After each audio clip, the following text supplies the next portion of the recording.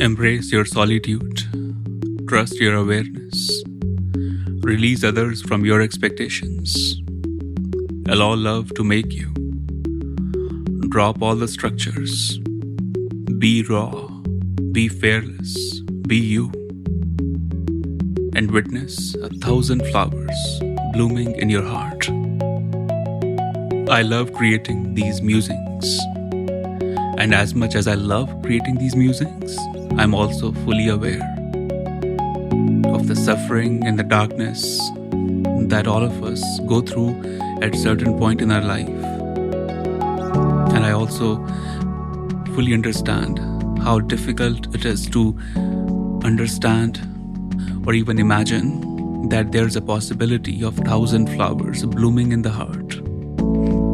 Suffering blocks all the doors, all the hopes of healing, forgiveness, love, compassion, and all those amazing things. In this episode, my sincere hope is to shed some light on understanding the root of suffering. My hope is that I can take you to an experience where you understand from where your pain and your suffering is coming from, and hopefully you will also gain certain clarity on how you can heal it. While you're listening to me, I encourage that you take some deep breaths every now and then and reflect within if I'm narrating your story in any way. I am Chandresh Bhardwaj, and this is Break the Norms.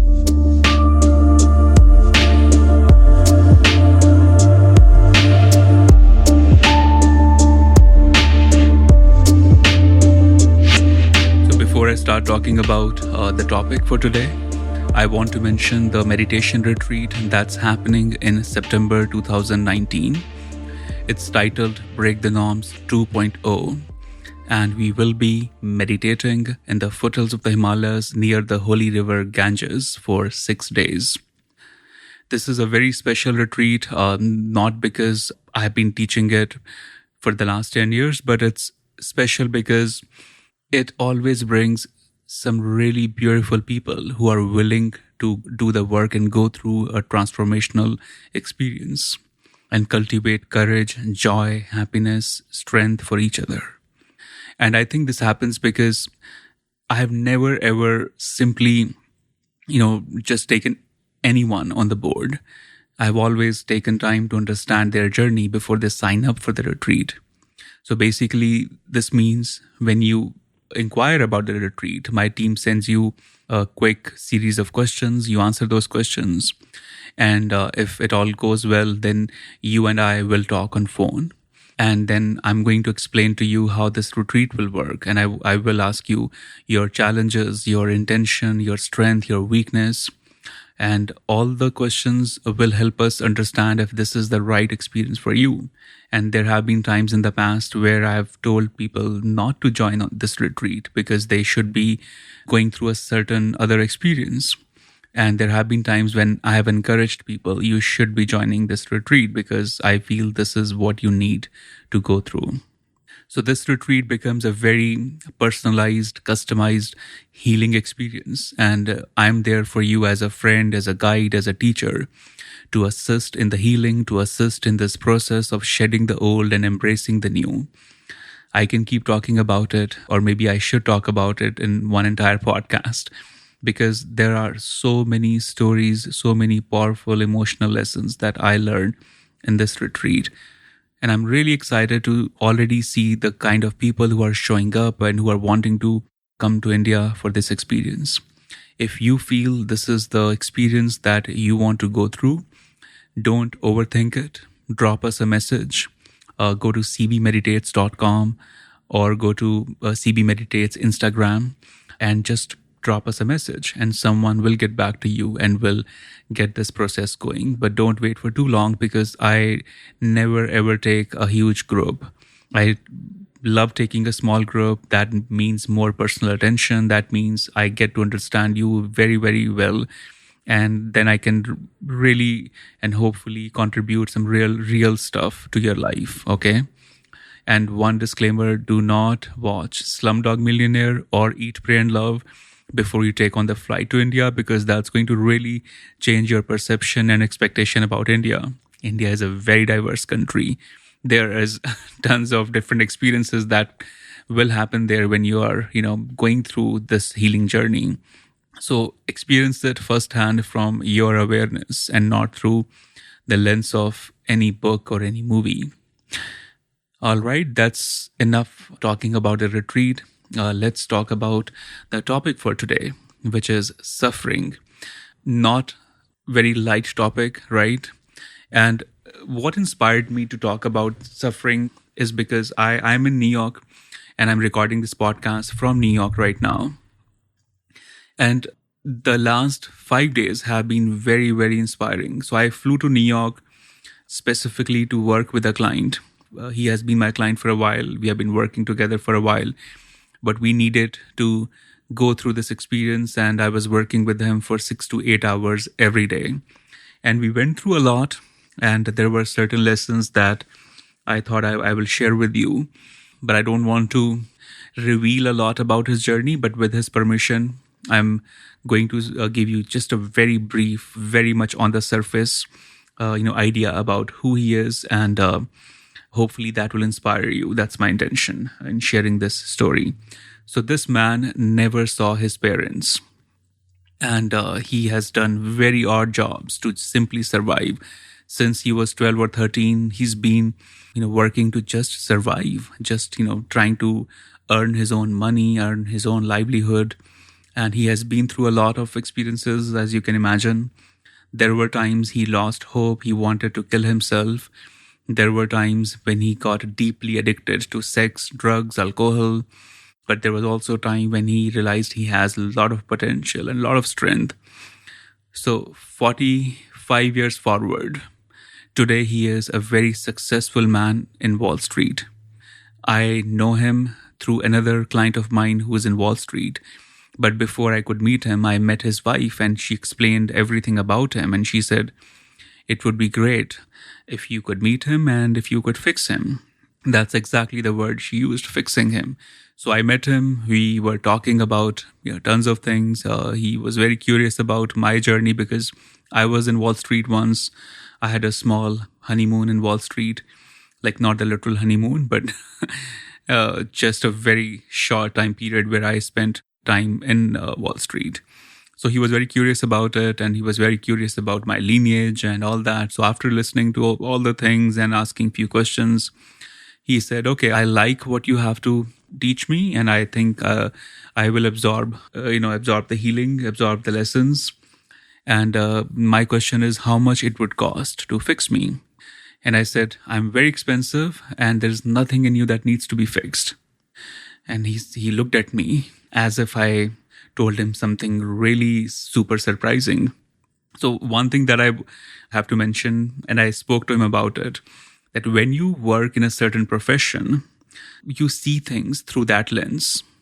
For example, I'm in spirituality, right? So I cannot help but see everything through the lens of divinity.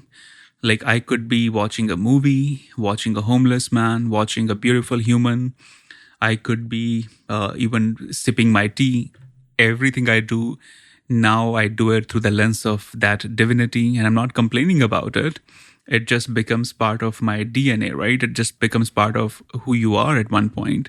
And if you're a musician, storyteller, there's a good chance that, you see things through the lens of stories, through the lens of music. And he's such a deeply passionate man in his work, and everything he sees it through the dollars, through the money, through the numbers. And it was very interesting. And it's always very interesting how when I come across people who are just deeply into making money, they see everything through the lens of money, which is honestly a little helpful for them to grow, because then there's another kind of people who cannot see things through the lens of money, and they experience a lot of stress and suffering because they have a very unhealthy, very traumatic experience with money. But that's a different podcast, and I'll make sure to talk about it someday soon. And second thing I told him, there's nothing in you that needs to be fixed. So I told him this classic mantra that I have been using for many years now. that when you get on the path of healing and meditation, you are not moving from imperfection to perfection, then you're moving from perfection to perfection. You are great as you are. You're amazing as you are. There's nothing that needs to be repaired in you. Nothing in you needs to be fixed. All your efforts should be toward cultivating a good, healthy, joyful relationship with your awareness. That's all. There's nothing more to it. That's all we'll, try to make happen.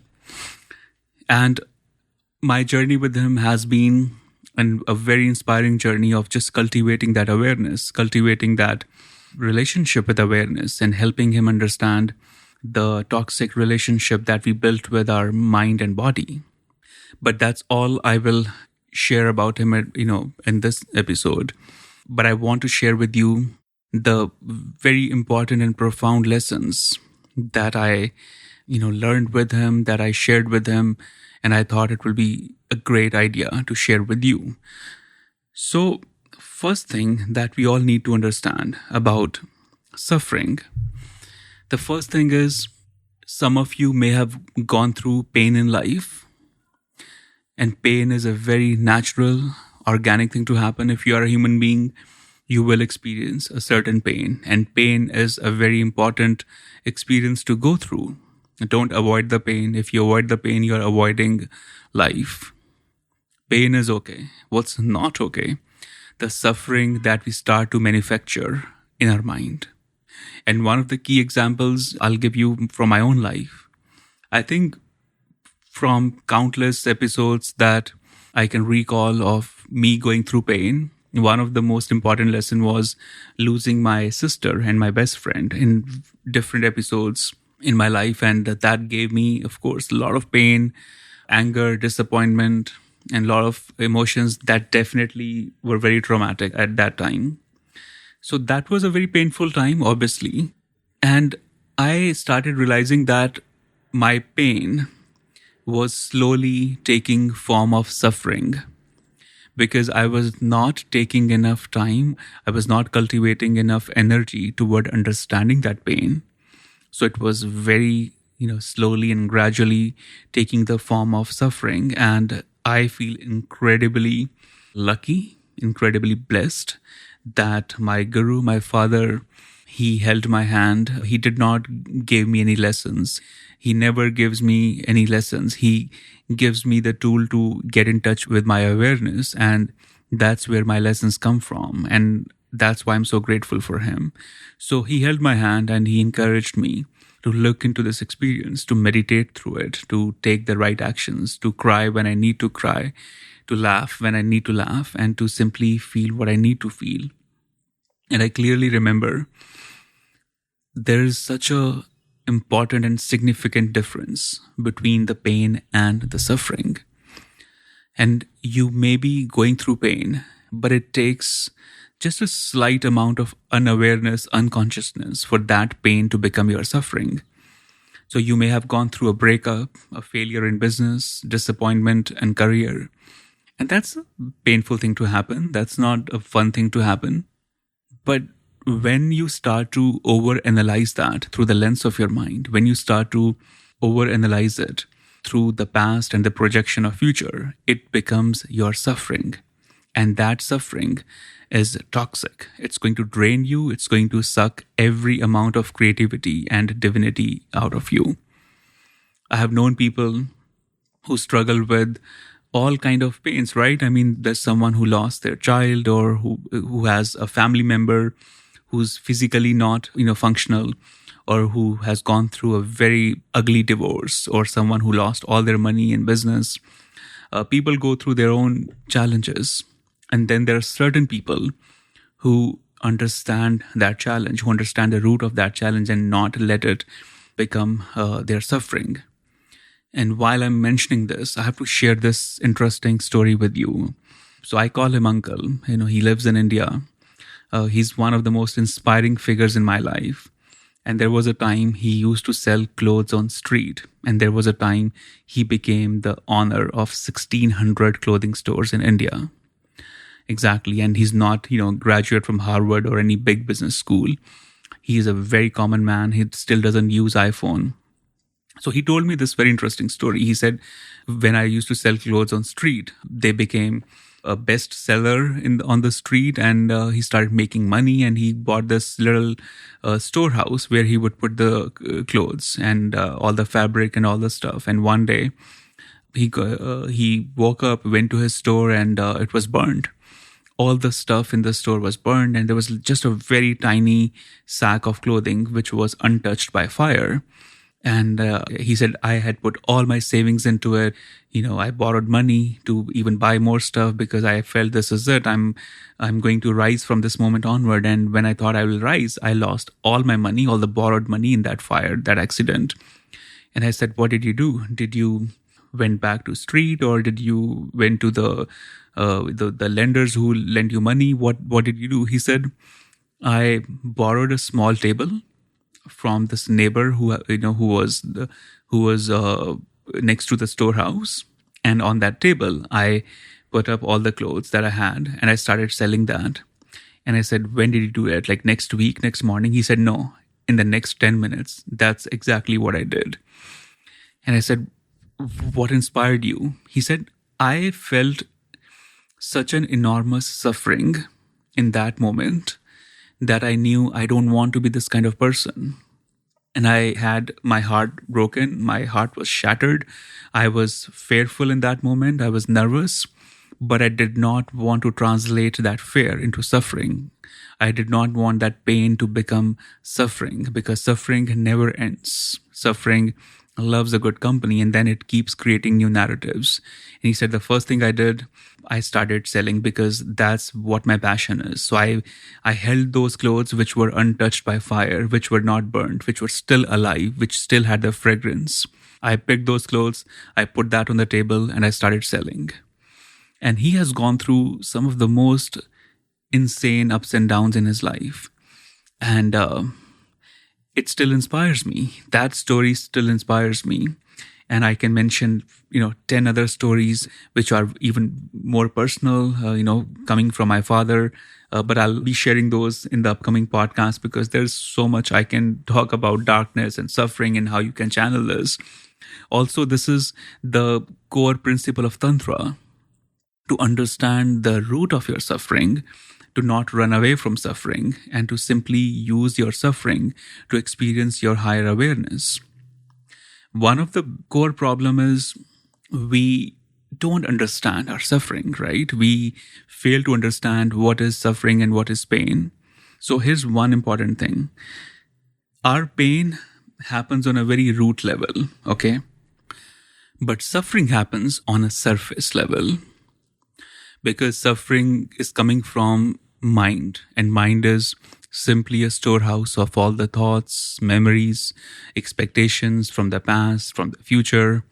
So mind works on a surface level to begin with, and suffering is coming from that surface level. So when you're going through pain, when that becomes suffering, and you are staying on the surface level, not letting the suffering really find an expression, it becomes toxic. So one of the important things that I tell everyone, go beyond the surface and move into the depth of who you are. Move into the depth of your awareness, because in that awareness, you are going to find the root of your suffering. For example, with this uncle of mine who had all the clothes burned, the pain was very deep. He invested a lot of money, a lot of hope. He was hoping this is it. When he sells these clothes, he's going to make even more money, and maybe he'll have a store of his own one day. And when the suffering happened, when he saw all the money is now lost in the fire, and suffering was giving him more fear, more anxiety, nervousness, that this is it, you're going to be a failure. And he started hearing the voices of all those people who told him, you will never be a businessman. There's no one in the family who did business, and you're the only one, the first one, and this is exactly why you will fail again. When he started to hear those stories, he realized, I don't want to be this person. That's suffering. Suffering is coming from certain expectations, comparisons, insecurities. The society throws a lot of trash in our mind. The religion throws a lot of trash. The certain, spiritual teachers, coaches, books, all the random stuff keeps throwing trash in our mind because they have gone through their own insecurities and challenges. So I call it holy trash. That holy trash is the foundation for the suffering. You may feel this is holy, this feels really sacred and good, but it's not. It's coming from experiences of others. You have to know your own experience. You have to know what exactly you are made of. And when you trust your awareness, you get to know the difference between the pain and the suffering. And obviously, meditation plays a huge role. Meditation gives you that understanding, that reflection, that clarity, that wisdom to clearly differentiate between the pain and the suffering. And one of the interesting things about suffering is that we create our own suffering. And human being is such a fantastic creature that it holds such a capability of creating their own suffering, but also creating their own healing. I'm not sure if I shared this ever on the podcast, but this is very interesting incident, and I hope it has some repeat value if I already shared that on the podcast. So I was always a very curious kid. I always was very much interested into spirituality, into knowing how this whole world of spiritual healing works. And dad always traveled. So in every, when he's traveling somewhere, and if we have summer vacations, we would join him. And I would always request him, can I sit with you when you're meeting the clients? And he would say, no, you cannot, because these are very adult sessions. These are very important adult talk. And you are a kid. I mean, I was in second grade or third grade. I wasn't even in middle school. But I would constantly eat his head. I want to sit and I want to just know. And he started, after I completed fifth grade, he started telling me, okay, now you can sit, but you can only sit in certain sessions and not in all sessions. So I would sit, and I would just take notes. I would be kind of this unpaid intern that he had. I still have this grudge that I feel I deserved to be paid. But anyway, that's a different topic. So I would sit, with him and I would take notes. And there was this very interesting first 2 weeks that I experienced sitting with him. There was this couple who came to see him. And they said, we are going through a lot of pain. There's been just a lot of tension in the family. We are trying to conceive for, a few years. It's not happening. We want a child, and it's really taking a toll on the married life and all that. So how could you help us?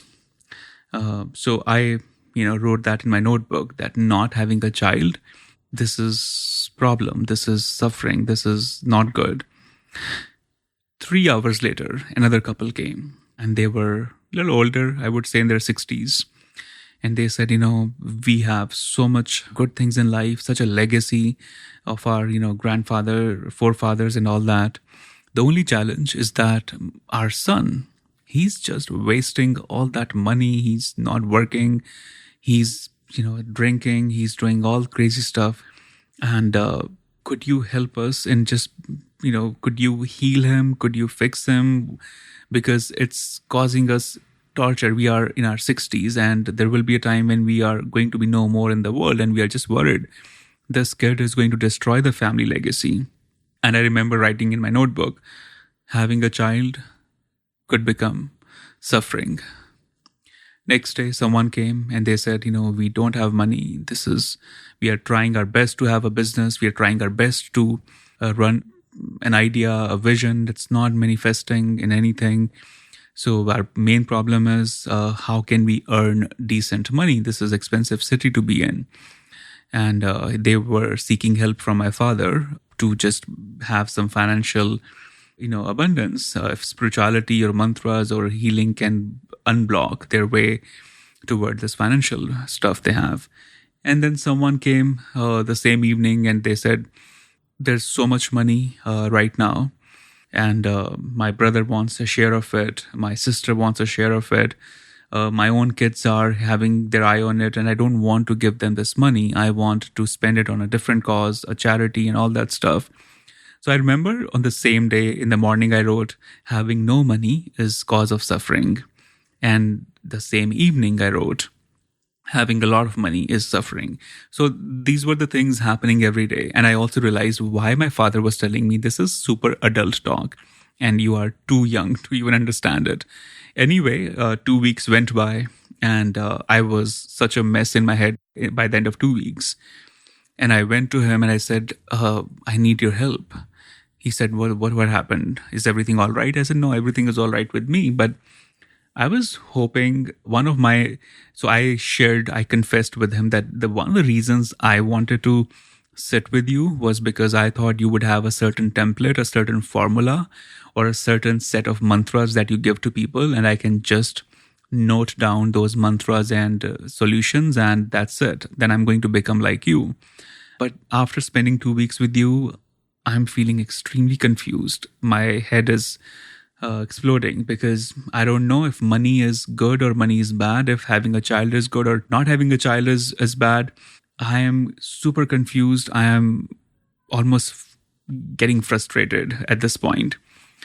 And he laughed and he said, okay, anytime you think there's going to be a certain formula, a certain fixed template or a mantra that can fix everything, then you're thinking in the wrong direction. So never, ever think in that way.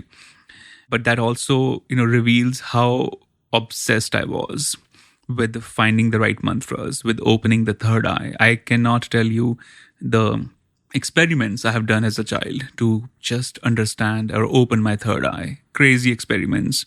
And so many of them, I don't even know when I'll have the courage to share them on podcast or on public platform. But yeah, he gave me a real tough talk, never ever to think of shortcuts in spirituality. And then he's told me something very profound. He said, human being is such a powerful creature. They hold the ability to create their own suffering and also create their own healing, which basically means these people that you're meeting, they can cultivate their joy, their suffering out of anything that they have. And he said, you are also going to be the same way. You hold this amazing, powerful potential in you to cultivate your suffering and your healing. It's going to be your choice. And I got to tell you, I still have this lesson as fresh as a perfect vegan cookie out of the oven in my head.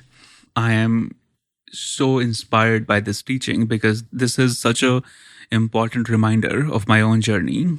And I remind this to everyone that's out there that you have this power in you. You can create your own suffering and you can create your own healing. And we all do that every day. If you're willing to be this brutally honest with yourself, then you will know that you are creating your suffering by different narratives, by different expectations, by demands from life, demands from the people that you think you love. By constantly imposing these interesting situations on yourself, on the people around you, you create suffering for yourself and for others.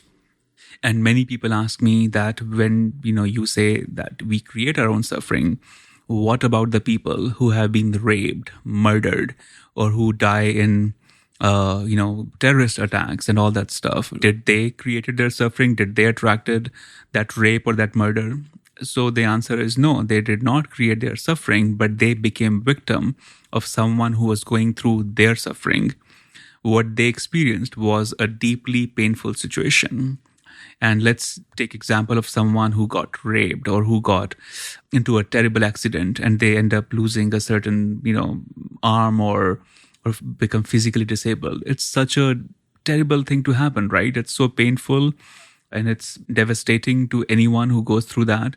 But then we get to know about so many of those people who end up using this painful situation to not only inspire their own journey, but to inspire everyone out there. I'm very sure at least some of you have heard of Malala, that girl from Pakistan who was speaking and raising her voice for the girl education in Pakistan, and she was shot in her head. And that's a very painful and one of the worst things to happen to any human. But guess what she did? She rose out of that situation when she fully, when she got out of that situation medically alive, clinically alive, and she started feeling her senses back. She did not, suppressed that pain. She started talking about it. And right now, she's a huge voice for women, for girl education, for a lot of stuff. And I haven't read her book, I Am Malala, but I've watched the documentary. It's emotional, joyful, inspiring, and amazing on all levels. So that clearly becomes a classic example of what could be a very painful situation, or something that could have become biggest suffering. She made a conscious choice of not letting it to become suffering. Okay. And that's where we have to differentiate and make this decision that, is this going to become suffering for me?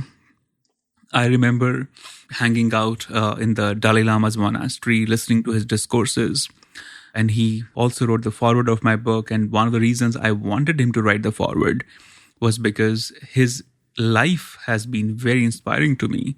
I remember he shared this very important lesson on anger and suffering. He said, I was kicked out from my own country, and there were a lot of people who were counting on me.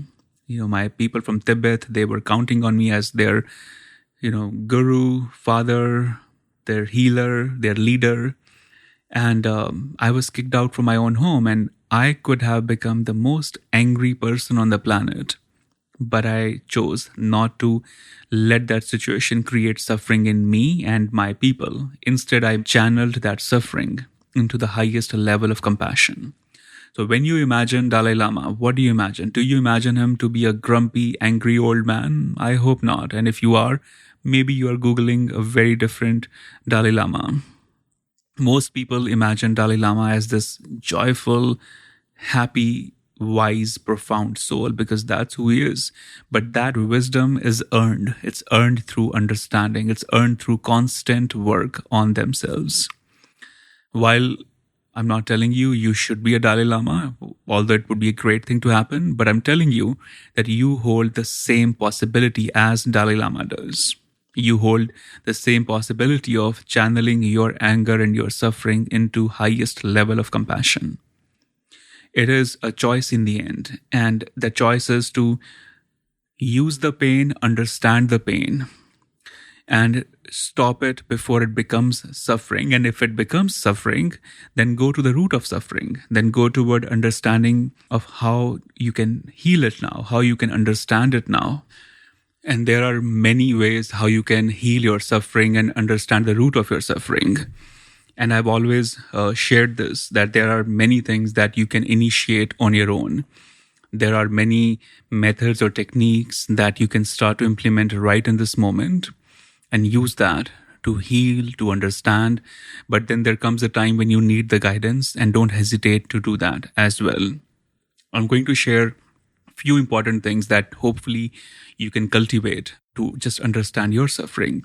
And one of the key points in that healing is to stop being in the comfort zone. Okay? The comfort zone of staying on the surface is the worst thing to happen. When you stay on the surface, you will never ever be able to understand your depth. You carry a universe within you. And I don't mean it in a very poetic way. I mean it in a literal way. There is a Sanskrit mantra, Aham Brahmasmi, which basically means that I am the extension of universe, and the universe is extension of me. And this is the reason why on certain full moon nights you behave like a wolf. Why on certain days when the universe is going through its own shifts, you go through your own shift. Because we are very strongly and closely connected. And if you don't understand that connection you share with the universe and the breeze, the humans around you, you're going to miss out on a very important, part of your existence. So get to know if you are staying on the surface, and ask yourself, remind yourself of leaving that zone of the surface and going deeper into it, deeper into your healing, deeper into the root of your suffering, and ask yourself the tough questions. Who am I? What am I holding back? How can I cultivate the strength in me? What is it that's longing to find an expression through me? And second thing, do not pick selective treatments. Do not be selectively spiritual.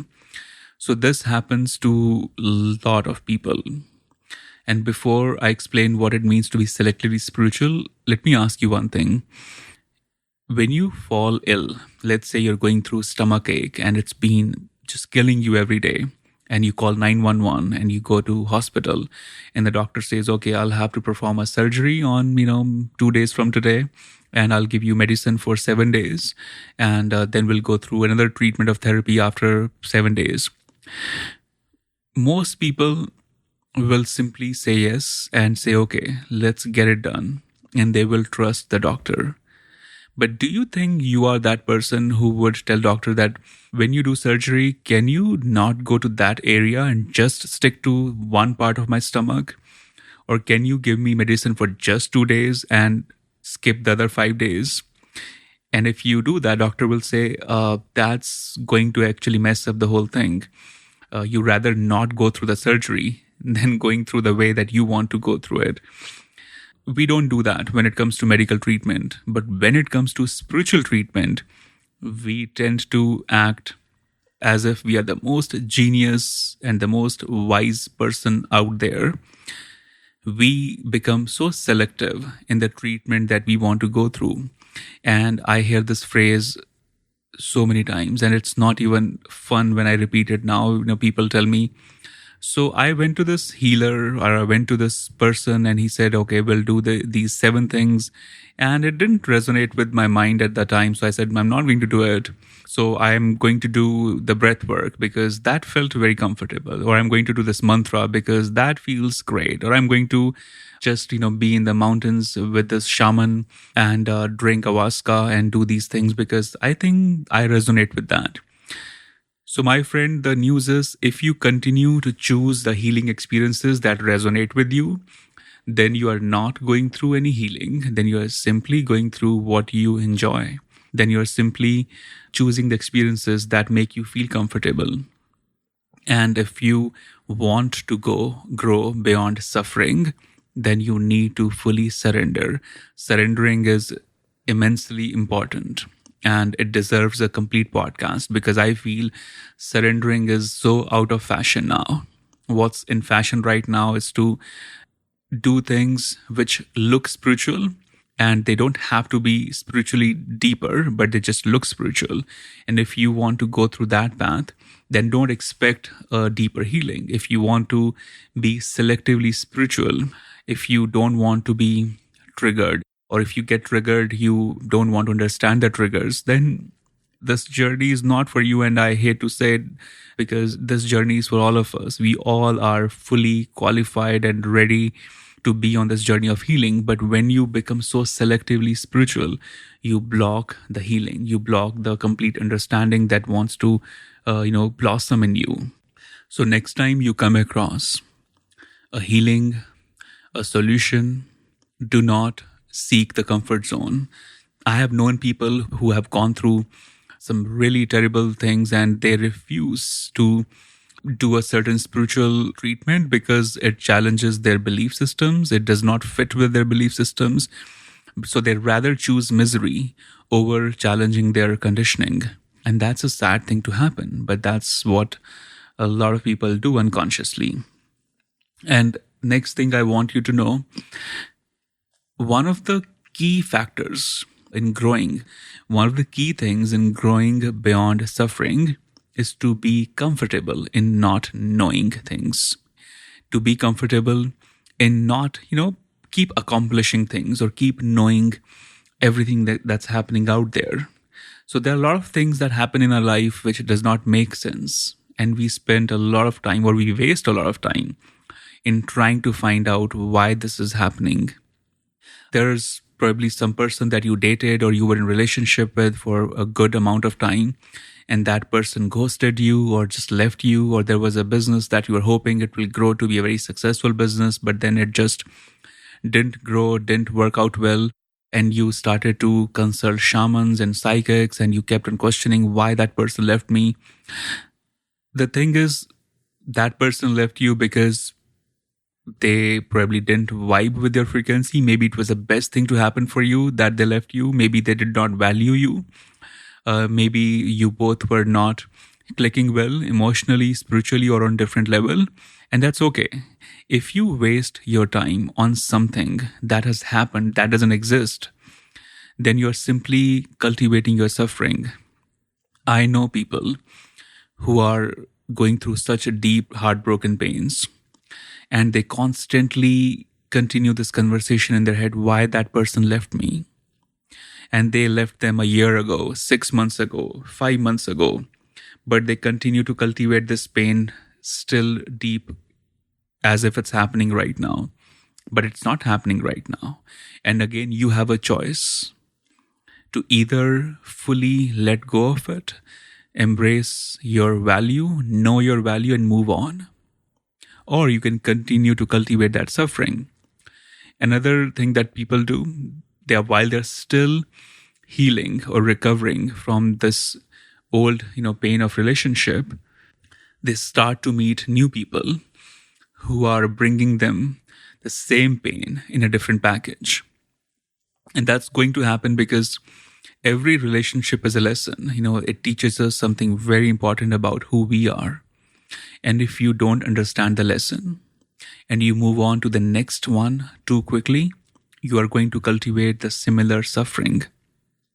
So there are plenty and countless examples I can keep mentioning, but I hope you get it.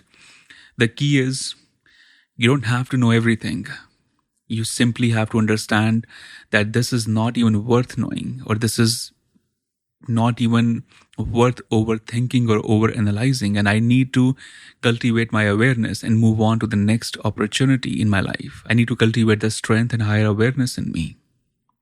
And you don't have to let the mind create a certain expectation, a certain narrative, because mind hates to be in the present moment. In the present moment, there is absolute acceptance of what is happening. And this acceptance leads to such a deeper awareness.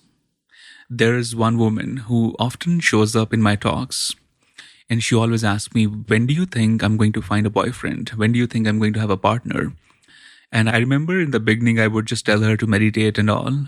But then I told her, I said, can you wait for me? Because, there are people who talk after the talk is over. And by the time I'm done, it's already 1 hour or 50 minutes. And people who don't want to wait or who have to, go, they go. So I told this woman, please stay. I want to talk to you. And then I asked her that day, you always mention that you want to have a boyfriend. Tell me why. And she said, what do you mean why? I said, no, tell me, why do you need a boyfriend? Why do you need a husband? And she said, because I am growing old, I am aging every day, and my biological clock is ticking, and I want to be married, have kids. And, that's why I keep hoping and asking you if I can have a boyfriend or a husband soon. And I said, okay, sit down, drink water, take a few deep breaths, and please be brutally honest with me in this moment and tell me, do you really want a husband? Do you really want a boyfriend? And she said, in a very awkward way, she said, I don't, but how do you know this? I said, I didn't know this. I'm just asking you, do you really want a boyfriend? And she said, no, I don't really want a boyfriend. I'm happy the way I am. And I said, then why do you keep saying this? I've been meeting you for months and you always say this to me. And she said, because all my sisters are married. All my friends are getting married. So many of my friends already have kids. And my parents are after me that I should be married. And I said, do you know your parents are creating such a mental trauma and stress for themselves and for you? This is a classic case when they are suffering and they are sharing their suffering with you. And you are taking on the suffering. And guess what's going to happen? You are going to pick someone who's going to treat you in such a terrible way because right now you think your value is so low. And she said, absolutely. And she works in finance. And I said, if you were stock and there's a highest stock in the market for $100 and the lowest stock is 1 cent, what do you think would be your stock value? And she said, oh, I think I would be probably around $1 or $2. And I said, see, that's exactly why I'm afraid. You already feel that your value is super low and you are constantly thinking about it, that you're not worthy of love. Maybe you'll never have love. And love will happen when it has to happen. But right now, your self-love is vibrating on a value of $1. And that's not a fun thing to do. You are such a smart, beautiful, amazing, genius woman. Please do not see your life through the lens of marriage and kids. It's all right if you don't, be married. It's all right if you don't have kids. If it's completely all right if you're not in a relationship. Not everyone is meant to be in a relationship. And I know a lot of people who are not meant to be in a conventional relationship, and they're not. And many of them are in complete peace with it, and they have such a joyful and healing life. But then there are some people who are not able to accept that, and they constantly try out different partners, different people, and it never works out. And when it doesn't work out, they end up creating suffering for their own, mental health. So I can keep going on, but the point is, do not see your journey through the lens of society. Society doesn't know what's right and wrong for you. Society's biggest task is to keep throwing trash in your head. That holy trash becomes the foundation of your fear. It becomes the foundation of your suffering. And you cannot throw that holy trash out. It's going to have its place in your life. But knowing that it's a trash, that's the awareness you need to achieve. So Buddha had a lot of holy trash in him, but he was very much aware that it's holy trash. I don't have to sit in it. I don't have to eat from this trash. This is trash. That's the wisdom. So you got to know what is your holy trash. What is it that your parents, religion, society, the people around you are throwing in your head? Because all of that is definitely contributing to your suffering. And you need to understand if you're going to learn from the pain and stop it from becoming the suffering, or if you're going to let this suffering dominate your life. My sincere hope is that this episode really inspired you or contributed even 1% of healing and clarity in your journey. And if you feel inspired, please write a review or send us a message on the website cbmeditates.com, or take a screenshot of the episode and share it on the Instagram and tag me on the Instagram. Any kind of feedback helps me, inspires me, and gives me the fuel to keep doing what I do. And on that note, I just want to thank you for listening and for just being there on this journey with me. Love to all of you, and I'll talk to you in the next episode. Thank you. I hope this podcast may travel through the untapped universe of your darkness, light, courage, passion, and so much more. Please do subscribe and be ready to break your norms. I am so excited and very honored to be part of your sacred journey through this podcast.